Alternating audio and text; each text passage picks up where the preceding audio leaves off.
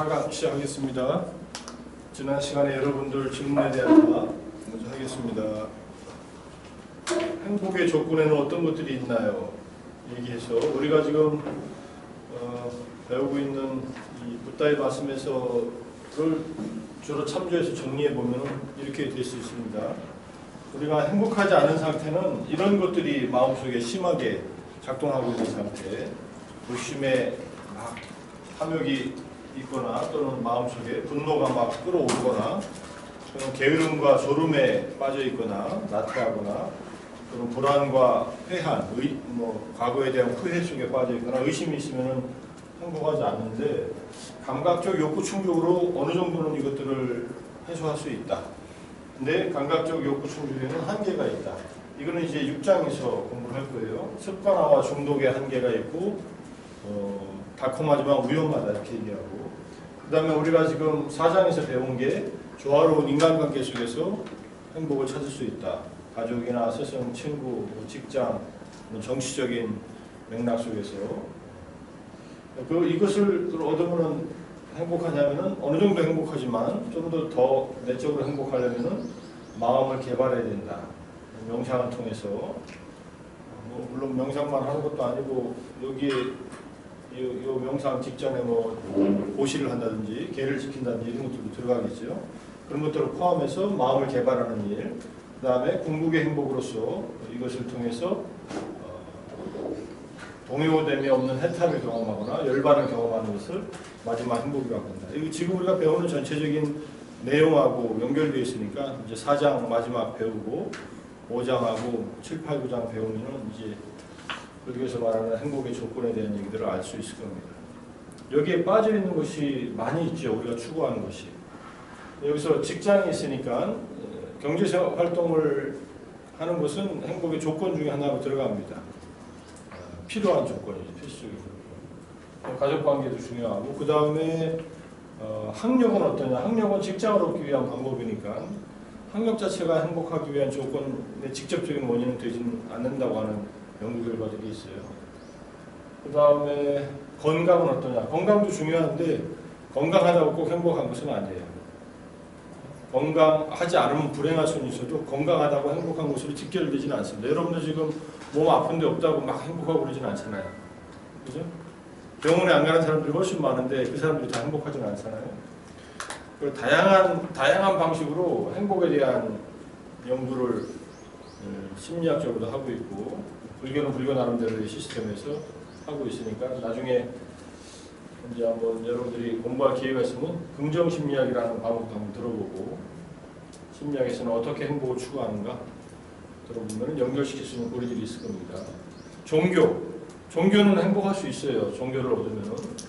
종교는 이제 그 종교를 같이 믿는 사람들의 틀 내에서 서로 인간관계 속에서 행복할 수 있고, 또 궁극적인 나름대로의 종교적인 목적을 추구한다는 것 속에서도 행복을 경험할 수 있죠. 잘못된 종교가 아니라면 대부분의 종교들은 그런 걸 다 제공하고 있기 때문에 문화적으로 사람들한테 도움이 되기 때문에 여기까지 살아남았다고 볼 수 있죠. 이 정도로만 얘기하고 갑자기 행복의 조건에는 어떤 것들이 있나요? 물으니까 가장 중요한 것 중에 하나는 이제 긍정적인 사고방식이나 또는 희망을 갖는 사고 이런 것들도 중요하다고 얘기를 합니다.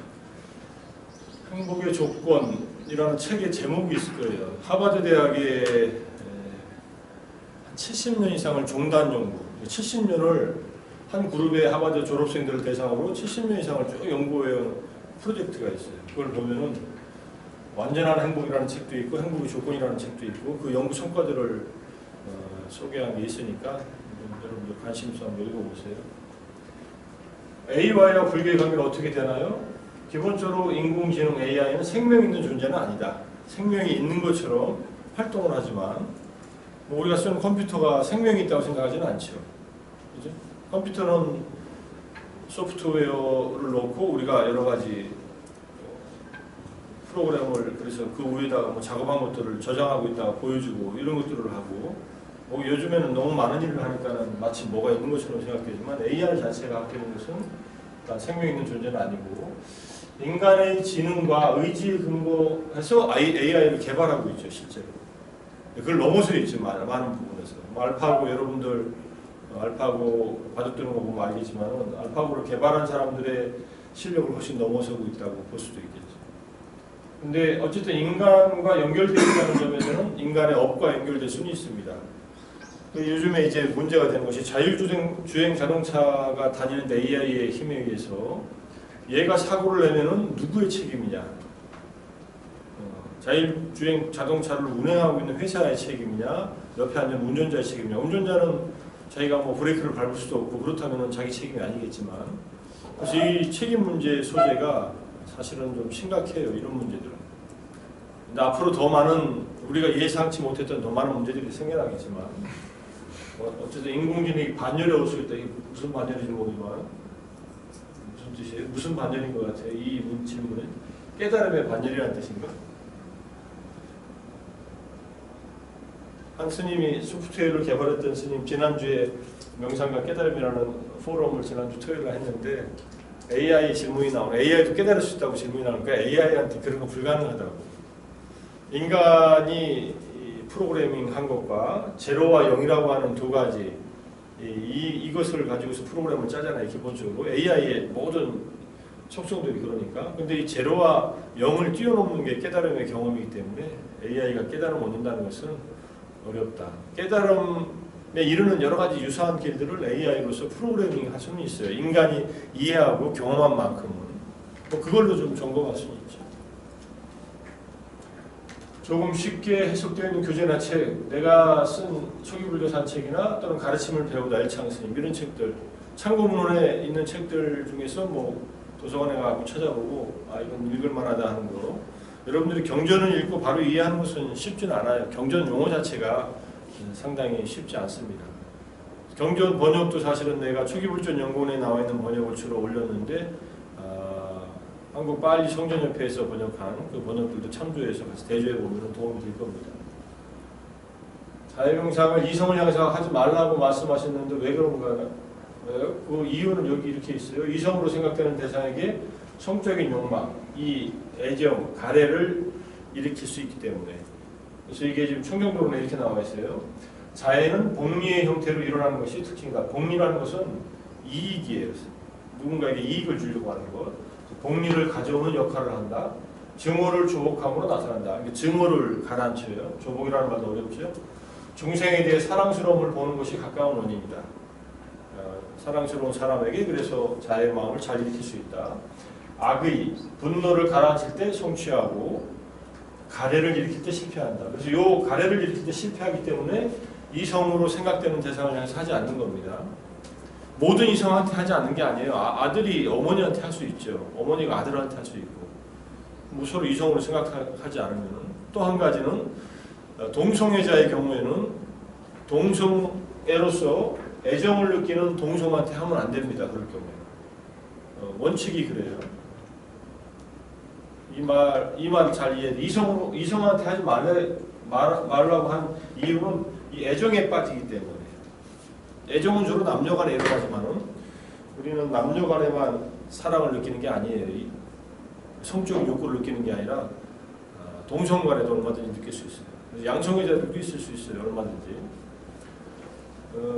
20세기 초반에 킨제이가 미국에서 미국 사람들의 남성과 여성들의 성활동에 대한 연구를 해서 킨제이 리포트라는 걸 냈는데 층이 아주 다양합니다. 기본적으로 이성애자들이 한 50% 차지한다면 동성애자나 양성애자들도 꽤 많아요.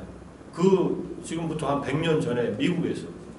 그걸 보면은 성에 대해서는 정해진 답이 없어요. 그러니까 성적 지향성을 가지고서 뭐라 그러는 것은 기본적으로 사람이 갖고 태어난 것에 대한 것을 부정하는 것이 돼요. 그것을 어떻게 조절하느냐가 문제지 그 자체가 문제는 아니죠. 그렇게 뭐 태어난 걸 어떻게 하겠어요. 쉬운 일은 아니지만 여러분들 뭐 보헤미안 랩소디를 봤지만 퀸이라고 하는 그 사람도 양성애자 아니에요? 양성애자인데 동성애 하다가 그렇게 뭐 애제를 물려가지고 죽었다고 하지만 어쨌든 그런 문제들이 누구에게나 있어요. 뭐 융의 심리학으로 말하면 아니무스와 아니마라고 하는 남성성의 원리와 여성성의 원리가 남자와 여자 내면에 두 개 다 있는데 어느 쪽이 강하냐에 따라서 그것이 드러나는 거지. 육체적으로 남성이라 하더라도 정신적으로 여성일 수도 있고 육체적으로 여성이라 하더라도 정신적으로 남성일 수도 있다. 또는 아예 처음부터 남성과 여성의 성적 특징을 다 갖고 태어나는 그런 사람도 있어요. 드물지만. 그건 경전에도 나와요. 율장에도. 그런 사람은 출가를 시켜서는 안 된다 이렇게 해요. 어떻게 비구니 스님하고 같이 살게 할 거예요? 비구 스님하고 같이 살게 할 거예요? 양성 부유자라고 그렇게 표현이 됐어. 그럼 뭐 어렸을 때 그걸 현대의학으로 발견하면은 한쪽의 성징을 죽이는 역할을 해서 남성이 될 건지 여성이 될 건지 선택을 가능하게 하는데 모른 채로 그냥 커버리면은 그런 가능성이 있다 이렇게 얘기를 합니다. 어쨌든 이거 애정을 일으킬 때 실패하기 때문에 이성으로 생각되는 대상을 해서 하지 말라 했다. 개인의 경험을 바탕으로 깨달음을 향해 나간다 할 때 경험은 일상적인 경험이에요. 특별한 경험이 아닙니다. 거지 친구의 항목 중 하나에 가져오지 않았어도 분명히 가져왔다 할 때는 물건을 말하죠. 친구들끼리 같이 뭘 쓰는데 분명히 이건 다른 사람이 갖고 왔는데 자기가 갖고 왔다고 우기는 경우 뭐 그런 경우. 근면함을 재산을 획득하는 방식에 대해서 긍정적으로 쓰이는데 근면함은 중요하죠. 자본주의 시대에 자본을 통해 재산을 획득하는 방식에 대해서 우리가 어떠한 입장인지 합법적인 방식이라면은 문제 없다고 생각할 수 있어요. 이게 뭐 합법적이면은 그죠? 노동 수입, 근로 소득과 비노동 수입, 자본 수입 같은 게 있죠. 여러분들이 요즘에 회자되는 건물주 같은 경우, 건물주는 노동 안 하잖아요. 노동 안 하면서 한 달에 뭐 몇십만 원에서 몇백만 원, 몇천만 원씩 받으니까. 근데 중요한 것은 그 사람 건물주가 되는 과정은 상당히 근로 수입하고 연결된 가능성이 높죠. 주식에 투자하는 건 어떤가요? 주식 투자도 근로 수입인가요? 어떻게 생각해요? 좀 아닌 것 같죠. 예금은 어때요? 예금 넣어놓으면 몇 프로도 이자 붙잖아. 그것도 자본 수입이죠. 이거는 합법적으로 이미 우리가 만들어놓은 제도이기 때문에 이 제도 내에서 돈을 버는 것은 문제가 없다고 생각합니다. 요즘에 새로 나온 개념 중에 하나가 엘빈 토플러가 제3의 물결에서 프로슈머라는 개념을 쓰고 있어요. 자본주의의 소비자가 이제 생산자로서 작용하는 그런 시대가 온다라고 제3의 물결에서 얘기했는데 이제 이런 것이 등장하면 소비하면서 돈을 버는 형태의 소비 생활이 가능한 그런 형태의 소득을 올리는 방법도 있다는 것을 알면 뭐 이거 자체가 합법적이면 별 문제가 안 되죠. 자본주의라고 하는 이 제도는 인간이 갖고 있는 본성하고 가장 어울리는 제도예요. 인간의 본성 중에 욕망을 추구하는 본성이죠. 감각적 욕망을 만족시키는. 근데 이것이 과해지는 것이 보통의 사람들의 심정이니까, 기본적인 상태니까 그것을 조절할 수 있는 능력이 개개인한테는 사실 잘 없어요. 돈을 벌려고 하는 사람들은 어느 정도 벌고 만족하는 게 아니라 대부분은 만족을 못하고 끊임없이 벌려고 해요. 그것을 정당하게 해서 잘 벌면은 관계는 없다고 생각합니다. 그리고 그 돈을 주위에 잘 배분하면서 자본주의의 아주 극단적인 케이스인 미국이라는 사회가 유지되는 것도 그 자본주의의 이익을 본 수많은 거부들이 기부를 많이 하잖아요. 그 나라가 여러 가지 형태로 뭐 그런 것들로 사회에 다시 환원하는 그런 행동들을 한다면은 불교도 뭐 돈을 버는 것은 상관없다. 5개의 바탕을 두고 돈을 벌어라. 살생과 관련되지 않고 도둑질을 하지 말고, 도둑질하지 말라는 얘기는 세금을 포탈하거나 탈세를 하거나 탈법으로 하는 거겠죠. 그 다음에 뭐 나머지는 뭐 거짓말 하지 말고 이 정도 뭐 잘못된 성행위를 조장하면서 돈을 벌거나 이러면은 이제 불법적으로 번 돈이니까 그는 악업에 해당하겠지. 그런 것들은 이제 절제하되 올바른 계를 지키면서 돈을 많이 버는 것은 문제가 안 돼요. 사실. 남의 이익을 부당하게 착취하는 것이 아니라는 그렇게 생각을 합니다. 자본주의를 살아가는 개인은 열심히 노동을 해서 돈을 모으고 그 모은 돈의 일부를 가지고 자본 수입을 올릴 수 있는 시스템과 구조를 만드는 게 필요하죠. 돈도 없는데 어떻게 만드느냐. 돈이 없는데도 만들 수 있는 일도 있고 이거는 머리를 써야 돼. 노력을 해야 돼. 돈을 벌려면 상당히 머리를 많이 쓰고 공부를 많이 해야 돼. 제가 옛날에 부자 아빠 가난한 아빠라고 하는 로버트 기요사키라고 우리 애들이 막 클 때 그걸 읽었더니 아 이건 나하고 관계없는 일이다. 나는 부자 아빠가 되기가 어렵구나 이런 생각을 한 10여 년 전에 포기를 했던 것 같아요. 10여 년도 더 됐다. 그걸 세 권인가 미국에 잠깐 있을 때 사가지고 다 읽었어요. 주식 투자를 할 수도 없고 그렇다고 돈이 있어가지고 무슨 집을 사가지고 세를 놓는 그런 일도 할 수도 없고 미국에 있을 때는 그랬는데 요즘에는 뭐 나름대로 또 할 수 있는 일들이 있으니까 잘 찾아야 됩니다. 그리고 돈을 모으려면은 머리가 고정되어 있으면 안 돼요. 다양한 방식으로 여러 가지 공부를 해야 돼요.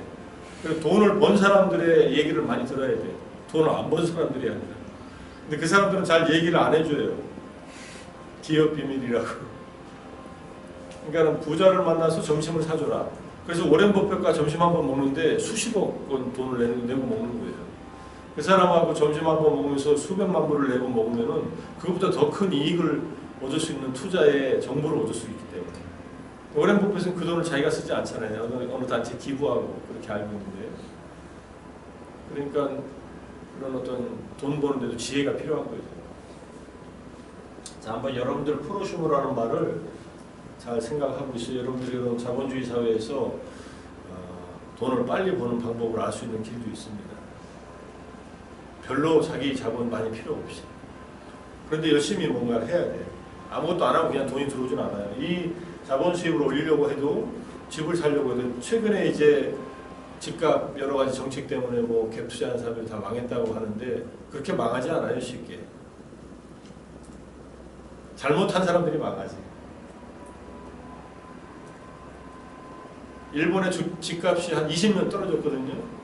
근데 동경시는 집값 하나도 안 떨어졌어요. 동경시내 집 산 사람들은 그 버블 경제에 아무런 타격을 안 받았어요. 그리고 집값이 더 올랐지. 우리나라도 서울시내는 집을 지을 수가 없어요. 서울 시내에 집을 하나 갖고 있는 것은 굉장히 중요한 자산이 될 수 있어요. 어떤 집이든. 서울은 평균적으로 다 집값이 고르게 이제 상승되게 돼 있어요. 기본적으로. 집을 여러분들이 지금 사라는 얘기가 아니라 그렇다는 거예요. 서울을 떠난 사람들은 다시 서울로 복귀하기가 어려워하는 거고. 서울은 집값이 올라가는데 지방은 그대로 있거나 떨어지니까. 나중에 여기서 집 팔고서 시골에 전세 살다가 또는 여기서 전세 살다 시골에 집 샀는데 다시 그걸 팔아서 여기 서울로 전세 들어오려면 돈을 한참 더 마련해서 들어와야 될 경우도 많아요. 이런 것들을 이제 정책적으로 풀어주고 여러 가지 혜택을 줘야 되는데 뭐 그런 것들은 좀 보다 더 국가가 좀 신경 써야 되는 문제고 기본적인 흐름 자체는 그런 흐름으로 갑니다. 북한이 그런 면에서 잘하는 일인가? 북한은 독립유공자들한테는 집을 다 그냥 줬다 그러대. 꽤 좋은 집들을. 북한에 대해서 요새 나오는 것들을 보면 그런 걸 보면 사회주의가 더 멋있어 보이는데 중요한 것은 사회주의가 실패한 이유는 결국은 자본주의의 기본적인 틀을 그 사람들도 벗어날 수가 없었고 그 다음에 편중되는 권력에 의해서 경제력을 독점한다는 데 있죠. 자기들이 권력을 잡고 자기들이 경제권을 다 잡으니까 이거는 자본주의만 훨씬 더 큰 거죠. 부당하게 하니까. 부탁께서는 평등을 강조하셨는데 여성에 대해서는 다소 편견을 가지신 거 아닌가. 근데 붓다는 여성에 대해서 편견을 가지고 있는 게 아니라 붓다 당시에 여성은 독립주의가 아예 없었어요. 여러분도 알잖아요. 여성들에게 참정권이 주어진 게 언제예요? 투표권이. 현대사회에서. 19세기 말인가 20세기 초에 영국에서부터 시작된 거예요.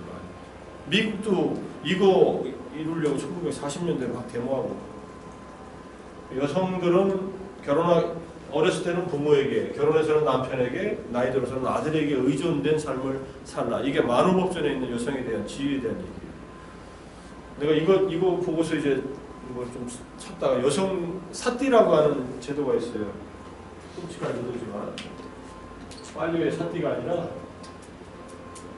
남편이 죽으면은 젊은 나이가 많이 먹은 사람은 상관없고 젊은 남편이 죽었는데 젊은 아내가 나오면은 그 남자가 죽을 때 같이 화장하는 산채로 화장하는 그런 제도예요. 또는 스스로가 불 속에 뛰어드는 그런 제도. 아직도 있어요 이게.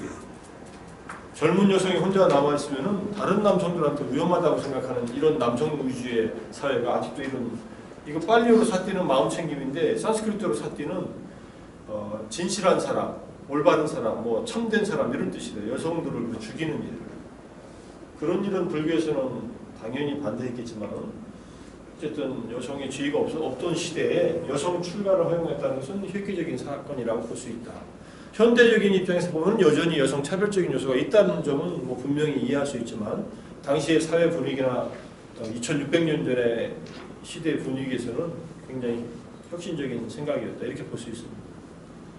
여성 출가 허용할 때 8가지 존중해야 될 법을 얘기하는데 주로 여성 차별적인 내용이에요. 기본적으로. 많은 대부분의 내용이. 그런 것을 요즘에 그대로 적용할 수 있느냐 없느냐는 것은 차치하고 기본적으로는 여성들의 출가를 허용하면서 출가한 여성들의 안전을 보호하기 위한 몇 가지 장치들도 있습니다.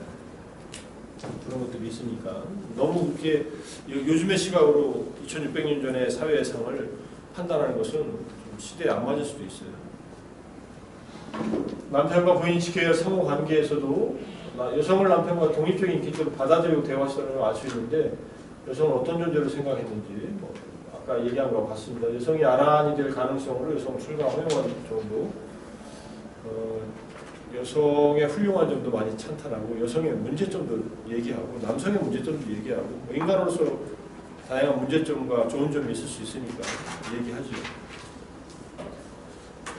스승을 검증할 때 일정량의 옳지 않은 가르침은 크게 생각하지 않고 검증해도 된다는 말씀인가요? 이게 여기 10가지 중에서 9가지가 옳은 가르치면 1가지가 나쁘면 10가지 받아들여라 이런 얘기는 완벽한 스승이 아니라도 배울 점이 있으면 배우라는 의미예요. 사람이 3명이 가면 배울 것이 있는 사람이 있다, 스승이 있다 이런 얘기 하잖아요. 그게 애들하고 하든 누구하고 하든 상관없어요. 뭔가 보고 배울 점이 있다는 점을 얘기하는 거고 뭐 그런 식으로 이해하면 좋지 않을까. 만다라는 무슨 뜻인가요? 수업 위의 질문인데 만다라는 본래 원을 뜻하는 말이다. 만달라 그거의 음사어다. 힌두교의 밀교와 불교의 밀교의 종교적 수행 시에 수행을 보조하는 용도로 사용된다. 이게 위키피디아 코리아 버전에 만다라 치고 이렇게 나와요. 이런 만다라 형태가 있죠. 이게 금강계 만다라, 불교에 이게 태양계 만다라.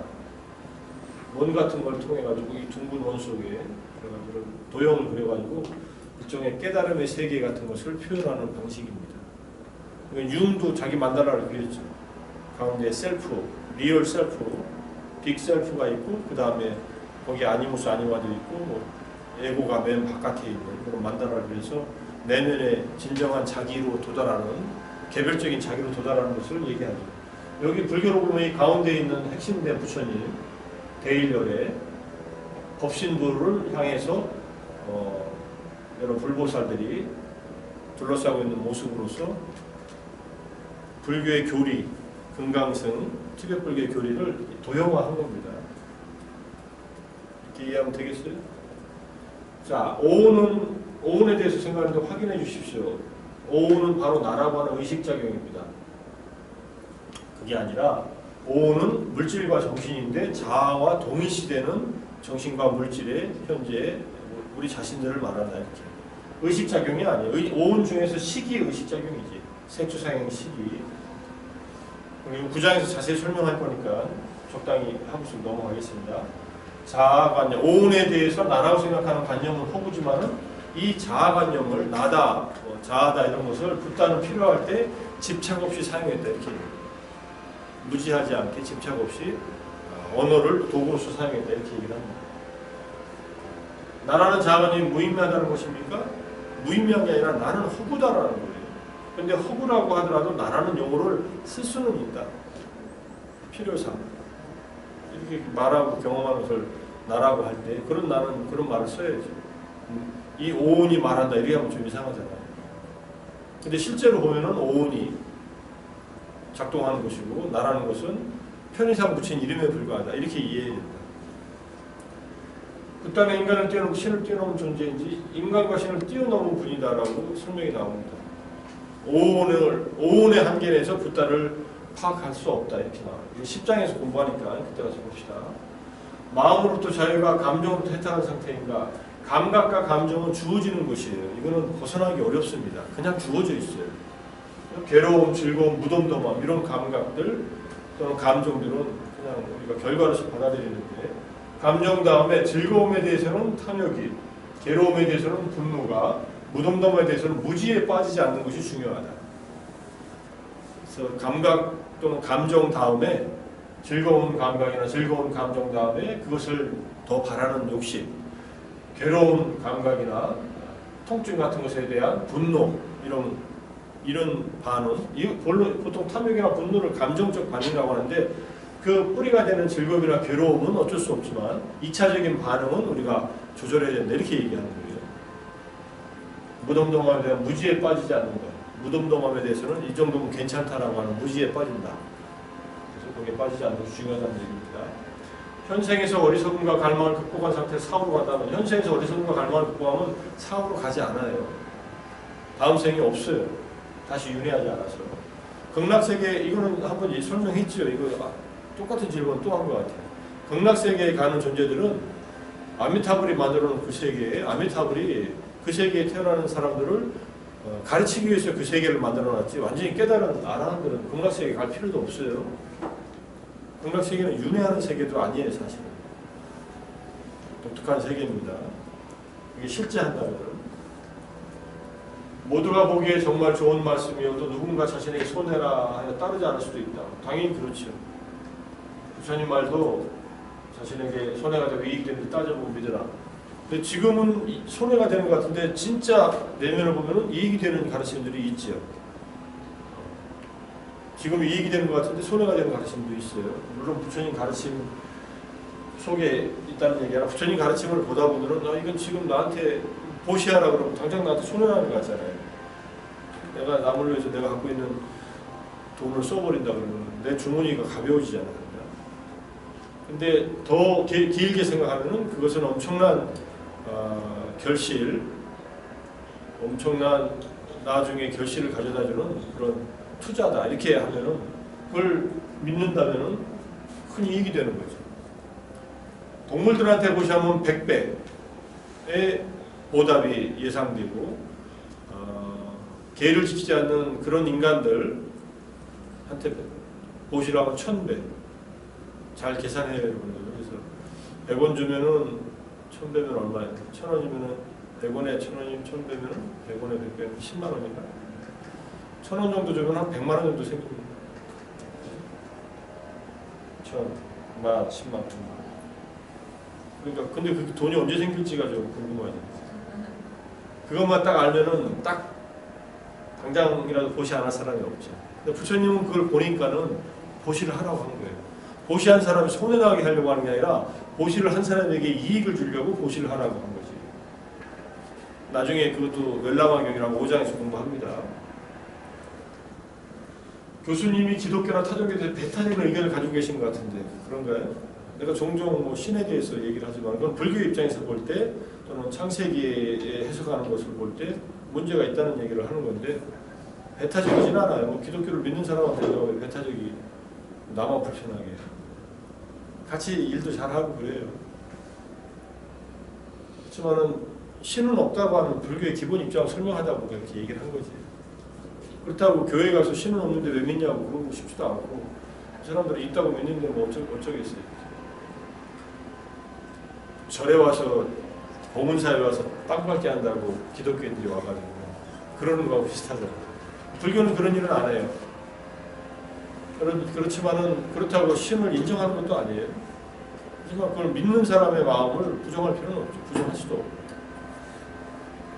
자기 종교에는 깊은 믿음을, 타인의 종교에는 존중의 마음을, 이게 바라라마께서 하신 말씀인데 뭐 그런 생각을 갖고 있는데, 설명하다 보면은 좀 이런 얘기를 할 때가 있죠. 정치 세력에 대해서도 비판적인 의견을 수차례 표현했다. 이건 내가 개인적인 의견이다. 내 개인적인 의견이니까 국민의 뭐 한 70% 생각하는 걸 내가 갖고 가다 얘기할 뿐이지. 잘하고 있으면 뭐 잘한다고 하지만, 그 감출 수 없는 본인들의 이 욕심과 이런 것들을 아주 국민의 뜻이라고 드러내는 것을 보면 좀 가증스러워서 저런 인간이 어떻게 국회의원 됐나 해서, 정치인을 잘못 뽑으면은 잘못 보면 정치인에 의해서 이제 하수인 노릇을 한다고 플라톤이 이미 한 말이에요.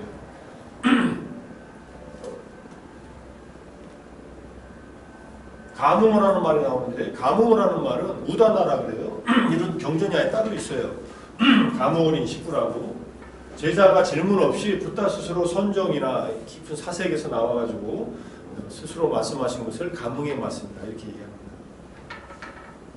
당신의 내적인 감흥 어린 말씀이라고 보는 거예요. 당신이 깨달았을 때도 누가 없었어요.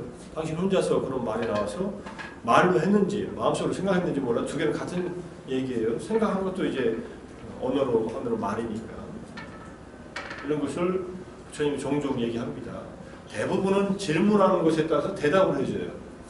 또는 사람들이 갖고 있는 문제를 해결하기 위해서 그 사람에게 초점을 맞춰서 얘기하는데 이거는 대상이 없이 혼자서 하시는 말씀이 있어요.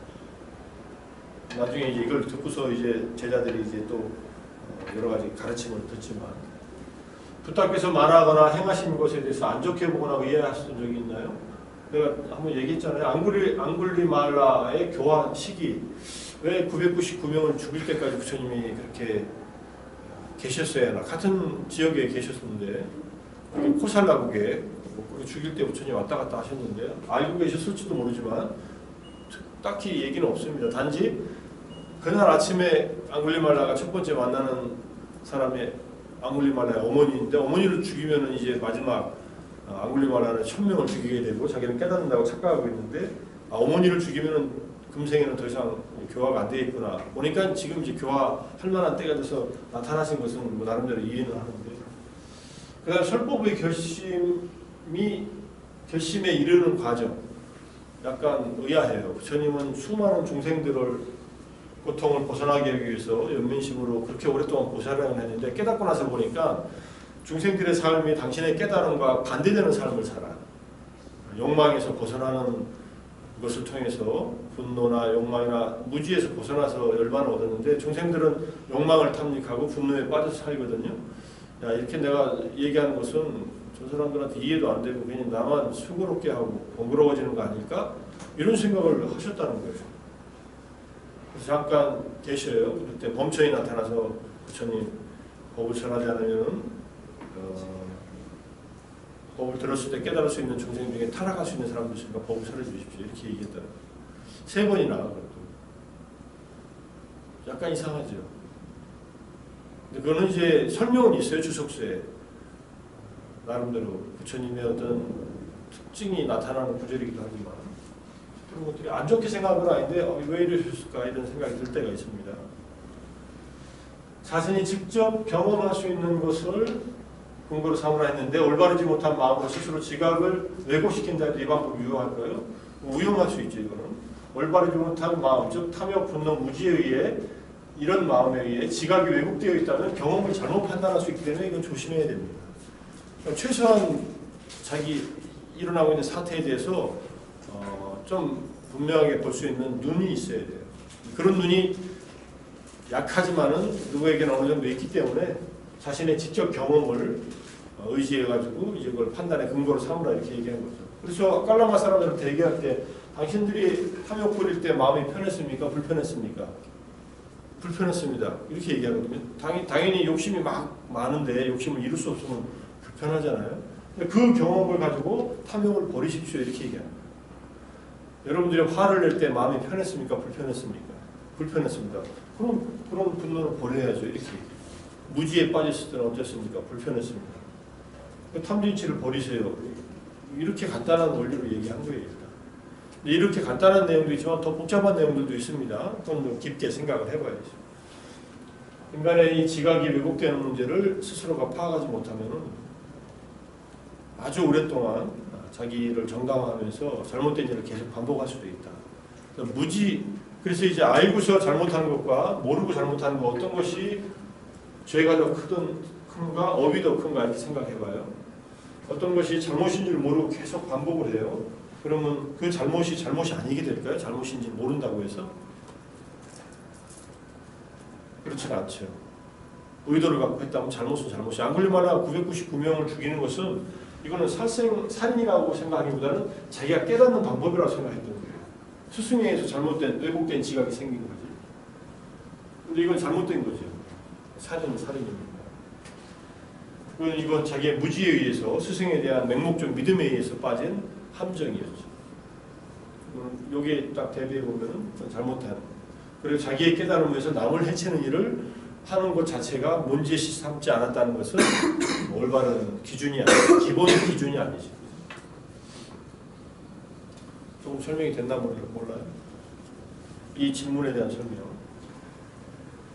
인간의 외모, 선천적 질병 등 태어나면서부터 갖고 세상에 나오는 것들 역시 내세의 업에 의한 것이 내세의 업이 아니라 전생의 업이지, 그죠? 전생의 업과 현생의 조건이 이렇게 태어나는데 관련성이 있다고 볼 수 있습니다. 전혀 관계없이 태어나는 건 아니에요. 그 조건 관계를 다 알지 못할 뿐이지 알 수 있다. 부모님의 유전적인 형질도 봤지만은 그런 부모님을 만나게 된 나의 업도 당연히 있다. 부모님 탓하지 말라 이렇게 얘기하는 분도 있어요. 윤회적 관점에서는 가장 중요한 것은 전생의 자신의 업이에요. 사실. 근데 그 업이 그냥 혼자서 드러나는 경우도 있지만은 그건 인간 세계가 아니라 천상이나 지옥이고 인간 세계는 부모님의 조건이 맞아서 태어난다. 그러니까 이런 부모 밑에서 내가 태어났다는 것은 부모의 탓이 아니라 나와 부모와 관련성 속에서 나타나는 것이기 때문에 일방을 탓할 수 없다. 거꾸로 말하면 부모는 그래도 태어나게끔 도와준 존재 아닌가 이렇게 생각하는 것이 기본적인 입장이에요. 사실. 부모가 해야 할 의무를 다 해야 되지만 수타원의 경제에 대해서 잘못 들었습니다. 이게 어떤 수준인지 다시 한번 설명 부탁드립니다. 이렇게 수타원 10장에서 다루는 내용이에요. 오운을 자아와 관련시키는 유심견, 의심, 계율이나 의식에 대한 집착 이런 것들을 끊어버리는 것이 수타원이다. 욕계천상에 인간이나 욕계천상에 7번 윤회하고서 악도에 떨어지지 않는다. 지옥, 축생, 악의 아수라서에게 떨어지지 않는다. 수타원의 특징입니다. 일례, 불안, 흥몽 나중에 다 배우겠습니다. 아라한이 스스로의 성격을 내려놓지 않은 존재라면 부처는 그것만 내려놓은 사람이라고 했는데 아라한의 경우는 습성, 이 습성으로 남아있는 성향이에요. 일종의 성격 같은 건데 이게 전부 없어지지 않아요. 흔적이 남아있어요. 이런 예가 나와요. 어떤 제가자가 부처님을 만나러 가는데 어떤 스님을 만났어요. 스님이 얘기를 하는 게 귀에 거슬리는 말을 했나 봐요. 약간 반말식으로. 스님들은 한국 스님들은 나이가 젊어도 나이가 많이 먹은 제가자한테 반말식 이렇게 하거든요. 그걸 아나한이 됐어 또 사라지지 않는 그런 습성일 수도 있다. 그러니까 기분이 나쁜 채로 부처님한테 가요. 부처님 저 스님이 저한테 이래저래 얘기했는데 기분이 안 좋습니다. 그러니까 부처님이 하시는 말씀이 저 스님은 저 비구는 아나한이 됐는데 과거에 습성이 남아있는 거지 그대를 얕잡아 보거나 번뇌가 있어서 한 행동이 아니다. 언행이 아니다. 이렇게 얘기해요. 그래서 이 사람한테 아라한 탓하지 말라고 하는 그런 얘기를 합니다. 이건 부처님이나 하실 수 있는 얘기니까 아무나 할 수는 없어요. 그런 얘기. 탐진치는 모두 없애버려서 근데 자기의 성향 자체가 다 사라지는 않는다. 그것이 아란이 된 부처님의 제자들한테는 그대로 성향이 나타나요. 친절한 성향, 까칠한 성향, 그 다음에 뭐 아주 자상한 성향, 뭐 여러 가지 성향들이 있는데 그게 그대로 아란들은 갖고 있습니다. 번뇌로서 갖고 있는 게 아니라 그냥 과거의 습성으로. 불교에서는 선악을 단순히 의도의 문제로만 이해하나요? 의도가 선악을 가르는 기준이지만 의도에 기반한 말과 행동도 당연히 선과 불선으로 갈라지죠. 이 정도만 얘기할게요. 아미타불의 명호를 10번 바라면 극락성토에 태어난다고 하는데 자신의 노력을 강조하는 불교의 근본적인 게 어떻게 조화가 되나요? 10번은 자기가 해야 될 거 아니야. 아미타불. 여러분도 죽기 전에 아미타불을 10번 하는 게 쉬울 것 같아요? 나무 아미타불을 하면서 아무 생각이 끼어들지 않게 오로지 일념으로 나무 아미타불 죽을 때 10번을 할 수 있을까? 죽는 사람은 혹시 임종한 적 있어요? 죽을 때는 정신이 없어요. 대부분. 죽을 때는 어떤 마음이 나타나냐면요. 자기가 그동안 인생에서 살면서 늘 했던 습관적인 것이거나 가장 강한 업이거나 다 내생에 태어날 것의 모습들이 나타나요. 거의 수동적으로 나타나요. 자기가 능동적으로 뭘 할 수 있는 힘이 거의 상실되어 버려요. 특별하게 훈련되지 않은 사람이 아니에요. 그러니까 평생을 아미타불을 외워야 죽을 때 습관적으로 아미타불이 10번 나오게. 근데 이거를 타력이라고 해. 아미타불이 그냥 제일 10번을 평생 동안 한 번 10번을 생각하면 아미타 극락세계로 데려가겠다 이러면 괜찮아. 미리 10번 해놓고 죽을 때 죽으면 돼. 그래도 아미타불로 데려간다 그러면 그게 아니라 임종시에 이거는 굉장히 난제예요. 어려운 문제예요. 임종시 여러분들 막 잠에 들려고 하는데 아미타불 10번 나오겠어요? 화두선을 하는 스님들은 잠에 들었거나 깨어있거나 아니면 숙면에 들어있어요. 숙면은 잠을 안 자는 상태에서도 화두가 들려야 된다 이렇게 얘기합니다. 굉장히 어려운 일이죠. 아주 자력의 극치를 보여주는 수행이지만 자기 스스로 노력으로 깨달으려고 하는. 근데 이 10번을 말하는 것도 자력이다. 이게 원효 스님이 아미타경 송가에 대해서 말한 내용이고 내가 그 타력이라는 글을 쓰면서 요거를 갖다가 써놨어요. 이렇게. 다음 생에서 극락에 태어나 수행하게 된다는 뜻인가요? 염불하여 왕생 극락하면 그것에서 수행하여 깨달음을 얻는다.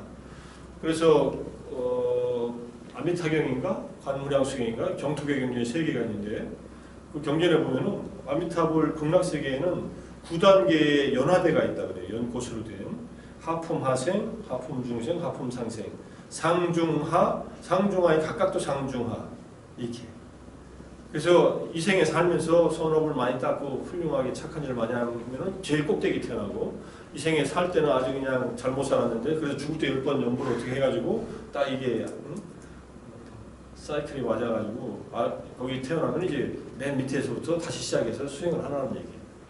수행하기 좋은 조건이니까 다들 수행을 도와주고 아미타불도 계시고 관세음보살도 도와주고 하니까 그런 얘기입니다.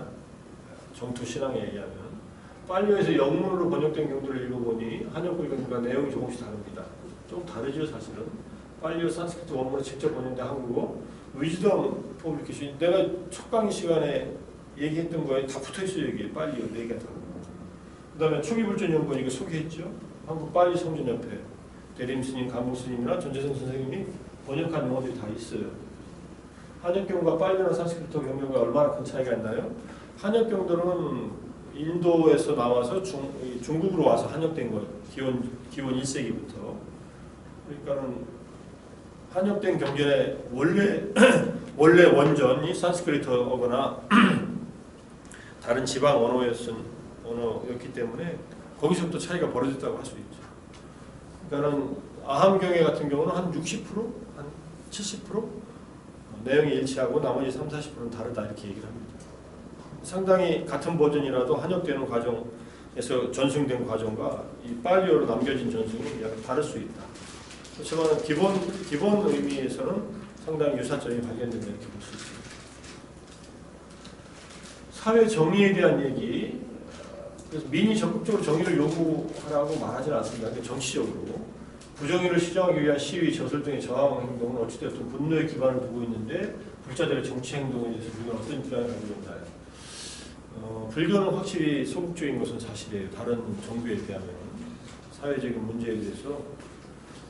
근데 보수적이냐 진보적이냐는 그건 개인의 문제인 것 같아요. 불교인들 가운데서 보수적인 사람도 있고 진보적인 사람도 있고 그럼 기독교인들도 마찬가지예요. 기독교인들 가운데서도 아주 극우도 있고 극좌도 있고 그러니까 그건 뭐 크게 종교의 성향이 아니라 개인적인 성향이라고 할 수 있는데 그래도 기독교는 상당히 진보적인 것 같잖아요. 기독교는 상당히 보수적인 측면도 많아요. 기본적으로. 대형 교회들은 거의 다 보수적이고 천주교도 기본적인 입장에서는 보수적인데 그 중에 일부 정의교회 사제단이나 이런 신부님들의 진보적인 활동을 그냥 지원하는 거죠. 양쪽을 다 갖고 있어요. 불교도 다 있습니다. 양쪽. 보수적인 게 더 강하다 하더라도. 그래서 분노의 기반을 두고서 시위나 저술 활동의 저항 행동을 할 수 있는데 불교적으로 얘기하자면 이렇게 얘기할 수 있어요. 스스로 오계를 지키고 그다음에 타인도 오계를 지키도록 하되 비폭력적으로 하라. 꼭 이게 분노의 기반을 둔 폭력을 쓰지 않아도 된다. 이게 어려운 일이죠. 우리가 촛불이 성공했었던 이유는 이 비폭력적으로 했기 때문에 성공한 거예요. 만약에 촛불 시위할 때 거기서 폭력이 나왔다 그러면 광화문 광장에 이미 탱크가 들어섰을 거예요. 그거 다 준비하고 있었다 그러잖아요. 기무사에서. 그 시나리오 다 써놓고. 그래서 조작하는 것은 간단한 일이에요. 광주 사태 때 조작했잖아요. 한 50명 정도 내려갔다 하잖아. 특수부대원들이. 북한에서 온 것처럼 북한에서 온 것도 아니지만 꾸며가지고 내려가서 선동하고 그랬다고 그러잖아요. 그러니까 선동하면 다 폭력적으로 바뀔 수 있는데 이거는 비폭력이었기 때문에 성공한, 그래서 전 세계에서 놀라면서 부러워하는 그런 운동이 된 거예요. 우리 2016년도 봄부터 겨울까지 있었던 그 박근혜 탄핵될 때까지 있었던, 지금도 한다면 비폭력적으로 해야죠. 당연히. 그렇게 한다면 누구든지 참여할 수 있잖아요. 나도 이제 그 한가운데서, 나는 이제 집이 있고 광화문에서 걸어서 10분 정도 거리에, 우리 집에서 걸어 15분 정도 걸렸는데, 내가 토요일마다 명상 수업을 하는데 토요일마다 집회를 하네. 그러니 사람들이 못 들어오는 거예요. 우리 집으로 명상하러. 그래서 어떻게 그럼 명상 클로즈하고 다음에 합시다 하고서 내가 광화문으로 여러 번 나갔지. 그래서 그 속에서 나도 같이 다니면서 보고 소리는 잘 못 지르겠더라고. 그렇지만 그 안에 있으면서 그 분위기는 그대로 느꼈죠. 삼청동 안쪽으로 경찰차들 길을 쫙 들어 막아 서가지고 더 이상 접근 못하게 막고. 요즘에는 데모를 해요. 데모를 해서 가게 하면 가라고 내버려 둬요. 그냥 경찰들이 쭉. 어디까지는 그냥 다 저기 뭐 청운동까지 갈 수 있고. 그러니까 그 정도는 허락할 수 있겠지. 그 당시에도 나름대로 허락했으니까. 근데 그때 사람들이 막 여러 가지 안 좋은 일을 하려고 그러면은 그 대중 속에서 폭력 쓰지 말자, 파괴하지 말자, 뭐 이런 얘기들을 자기들끼리 시민들이 계속 했기 때문에 비폭력 저항으로 성공할 수 있었던 거죠. 뭐 그런 것들은 얼마든지 가능하지 않나 생각합니다. 부처님은 어떻게 했냐면요, 코살라국에서 왕자가 석가족과 관계된 왕자여서, 이 왕자가 석가족의 여인이 와서 낳은 왕자인데, 석가족에 이제 공주를 보내라고 했는데 석가족 사람들이 자존심이 높아가지고 코살라국 대국에 이 비유를 들면 옛날 청나라 시대에 중국의 청왕조에서 이 조선 국왕한테 야 공주 하나 보내, 이제 뭐라고 할까, 왕비로 삼으려고, 후궁 중에 하나로. 조선 왕조에서 야 저런 떼놈들한테 우리 공주 보낼 수 없다 해가지고 누굴 보내냐면 궁녀를 보내요. 아주 이쁘게 생긴 궁녀를 보내. 그러니까 이쪽에서는 공주가 왔다고 해서 그래가지고 아들을 낳아, 왕자를 낳는데, 알고 보니까는 나중에 이 왕자가 자기 어머니의 나라라고 해서 한국에 왔어요. 예컨대 코살라국 왕자가 석가족의 그 수도인 카필라바스트로 갔는데 다들 수근수근거리고 저희 옛날에 저 궁녀의 아들이 왔다고, 천한 곳이 왔다고 그런 걸 들어요, 왕자가.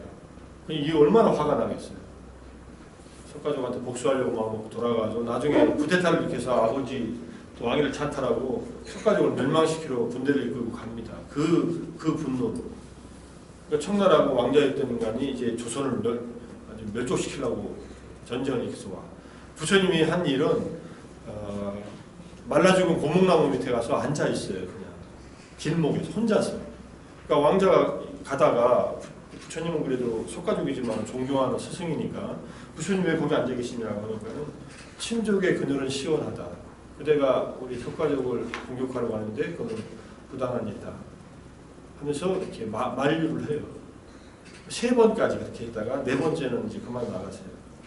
이것이 이생의 인연만이 아니라 오랜 세월 동안에 저 왕자가 갖고 있었던 그런 업이, 또는 석가족이 갖고 있었던 업들이 드러나는구나 해가지고 더 이상 나가시는 일을 그만둡니다. 그게 부처님이 했던 일종의 비폭력적 저항이에요. 간디도 비슷한 일을 했지만. 그래서 결국은 석가족은 치명적인 타격을 받고, 그 다음에 그 왕자는 돌아오다가 홍수나 물에 빠져서 다 죽어요, 그 군인들도. 그러니까 뭐 자기들이 저질러는 과보를 바로 받은 것이 되겠구나. 그런 정도의 얘기들이 있고, 그때 중요한 것은 부처님의 제자들, 성녀들을 다 데리고 나가지 않았다는 거. 혼자 나갔다는 거. 다 데리고 나가서 정치적인 활동하는 것은 방지했다. 요즘에는 근데 스님들 중에 일부는 정치적으로 활동하는 스님들도 있어요. 스리랑카에도 있고, 또는 미얀마에 있고, 여러분들 우리나라에 많잖아요. 로힝야족 있잖아요. 로힝자라고 하는데, 그 무슬림 사람들에 대한 국가적인 일종의 박해라고 할 수 있죠, 우리들 볼 때는. 그런데 거기에 대해서 찬동하는 스님들이 꽤 많아요. 굉장히 적극적으로 이렇게 활동하는 스님도 있고, 그거는 이제 불교적이지 않죠. 비폭력적이지 않은 방식이면은 잘못되어 있다.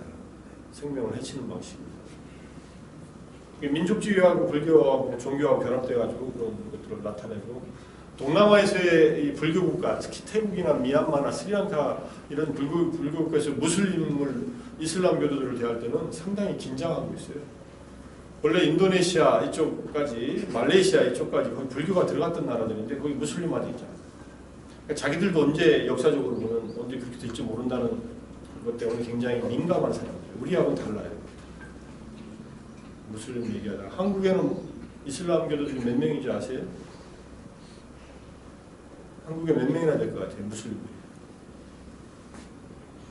들어본 적 있어요? 별로 관심도 없지. 한국에 모스크가 있는데 어디 있는지 알아요? 이태원에 하나 있지. 나도 들어가 보진 않았어요. 나 옛날에 거기 그 밑에서 근무해가지고 카투사를 근무하면서 그 앞에 왔다 갔다 했어. 모스크까지 있는 나라인데 한국에는 한 12만 명 정도가 있대. 근데 본국에서 온 사람들이 한 9만 명 정도. 한국 사람으로 무슬림 된 사람이 한 3만 명 정도. 이 사람들은 누구냐면은 옛날에 중동에 가서 일했던 사람들.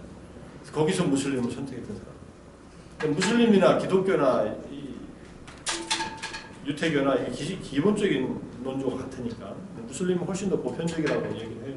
어쨌든 무슬림이 우리한테는 별로 다가오지 않는데 무슬림을 철저히 막는 세력이 한국에서는 한국이 기독교예요. 기독교는 아직 무슬림을 막으려고 하는 그러한 기본적인 정책 같은 것들도 위반되어 있는데 불교는 전혀 거기에 대해서 아무런 관심이 없어요. 사실은 무슬림인들이 들어와서 무슬림이 되든 한국의 불교인들은. 어쨌든 다른 타종교에 대해서 폭력적으로 하거나 뭐 이런 것들은 문제가, 이건 정치적인 문제에 있어서도 이걸 적극적으로 대하는 분들도 있고, 혹시만 뭐 옛날에 정치적인 성향을 가진 민중불교 같은 하는 분들이 약간 폭력적인 성향과 가치가 어울린 경우도 있었지만 기본적으로는 뭐 비폭력적인 그런 저항이라면 가능하다 이렇게 생각합니다. 불자들이 정치에 활동하는 것은 당연한 일이죠. 정치는 뭐 남의 일인가요? 정치에 관심을 안 두면 아까 얘기처럼 플라톤처럼 어리석은 정치인들의 하인이 되는데, 정치를 마치 정치는 여의도에서 하는 거고 우리는 그냥 우리 삶을 잘 살면 되는 것이 뭐 그렇게 있지 않잖아요. 미국의 유명한 배우 맥 데이먼이 와가지고 그 뉴스룸에서 인터뷰할 때 어떻게 정치적이지 않을 수 있느냐, 우리가 정치 속에서 하는데 정치가 잘못하면 지적해야 되지 않느냐, 대놓고서 얘기하더라고요. 그 사람도 굉장히 민주당적인 좌파적인, 미국에서는 좌파라고 하는 말을 안 쓰고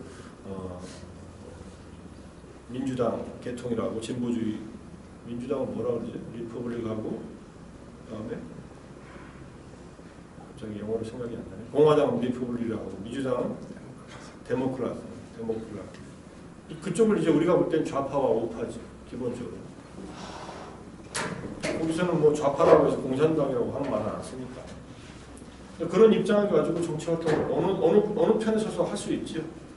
뭘 더 중시하는가, 가치를, 자유를 중시하는가, 평등을 중시하는가, 두 개를 갖다 절충하는 걸 중시하는가, 그럼 중도가 되고. 그 정도만 얘기하겠습니다.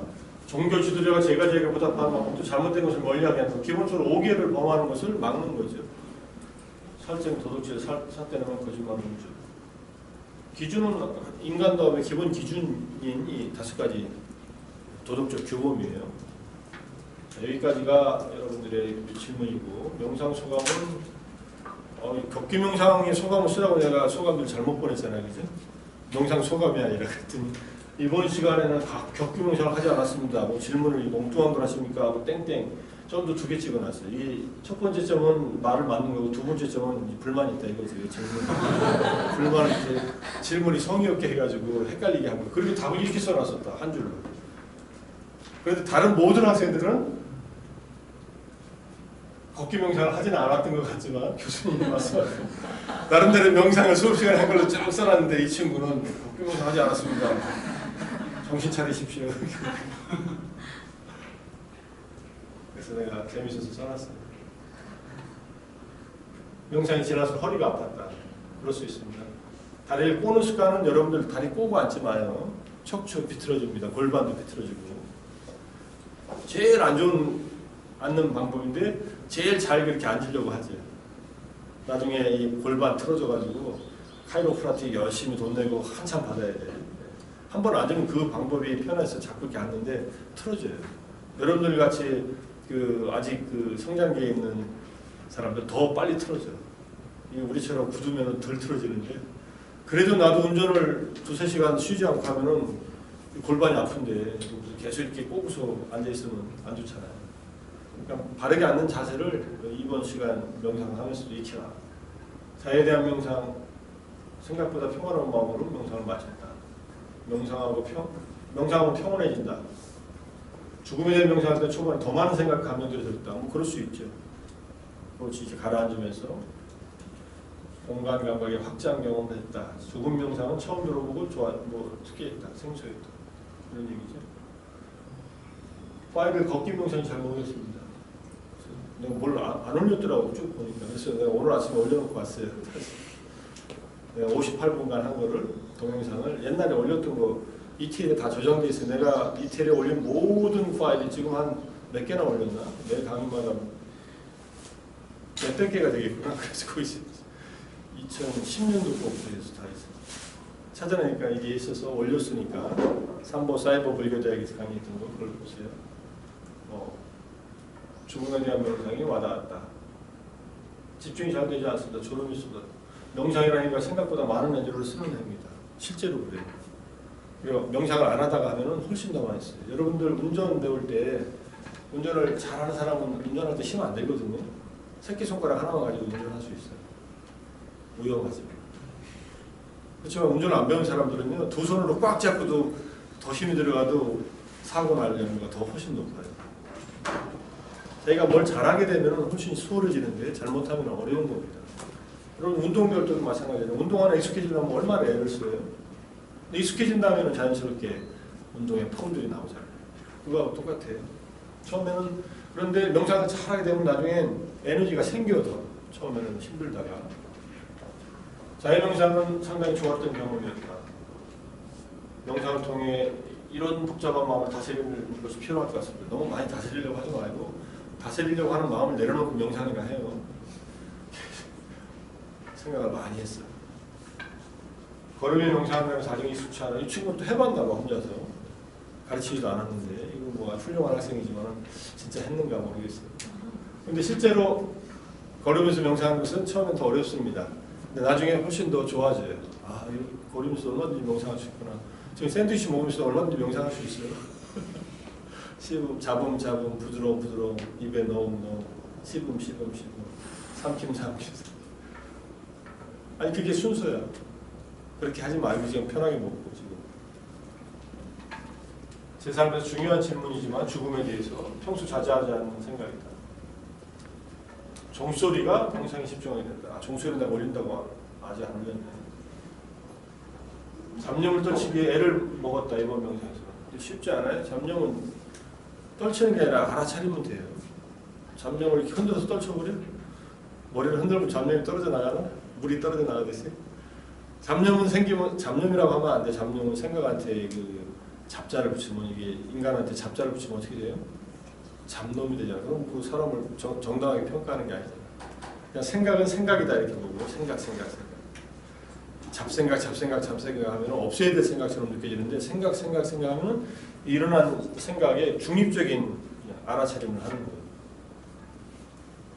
걷기 명상을 수행하지 못했다. 죽음 명상은 잡다한 생각이나 물리적 자극으로 방해받는 정도가 줄어들었다. 죽음을 계속 생각해봤지만 실감은 나지 않았다. 죽음 명상은 내가 죽었을 때 어떤 것을 이루었을지, 슬퍼할 사람이 있을지 생각을 더 많이 했다. 이건 명상을 안 했다는 얘기예요. 생각 속에 빠졌다. 죽음 명상은 죽음에 대한 것을 아주 눈앞에 갖다 놓고 이런 생각이 일어날 수 있지만은 생각을 하나하나 하라는 게 아니에요. 죽음이 코앞에 있다는 것을 자각하면서 경각심을 불러일으키고 열심히 노력할 준비를 하는 거예요. 잠을 자는 것보다 명상이 더 좋은 휴식이 된다고 했는데 그 효과를 경험한 것 같은 날이었다. 무슨 뭐 세 번째 돌을 반쯤 텄네. 자유명상은 여전히 어렵다. 쉽지 않죠. 명상은 신기한 것 같다. 마음이 이상해져 갑자기 연락해주고 싶어. 고등학교 때 싸워서 연락도 안 하는 친구의 모습도 나왔다. 자유명상한테. 전화를 하고 싶어졌다. 전화해요. 잘 지내니? 아, 내가 우리 어렸을 때도 아니지 몇 년 전이니까. 나 그때 내가 좀 너한테 잘못한 것 같다. 이렇게 사과하면 되잖아. 상대방이 받아주게 돼 있어. 이거는 거의. 안 받아주면 그 친구의 도덕적인 문제니까 내버려 두고. 자, 여기까지. 혹시 이 답에 대한 질문 있으면 해요. 지금 답이 좀 됐나요? 엉뚱한 답 한 건 아닌가 내가? 늦게 온 친구들은 자기 질문이 다 이미 지나갔으니까 나중에 동영상 보고서 확인하고, 질문에 대한 답은 내가 전부 다 썼어요. 이거는 뭐 밤에 여러분들이 내준 이 숙제를 하고 자야지 하다가 자고서 4시에 일어나서부터 했다. 4시. 여러분 이 수업 덕분에 내가 일어나는 시간이 빨라졌어요. 다른 질문 없죠? 오늘 어떻게 할까? 나가서 걷기 명상을 해볼까? 좀 그냥 한 김에.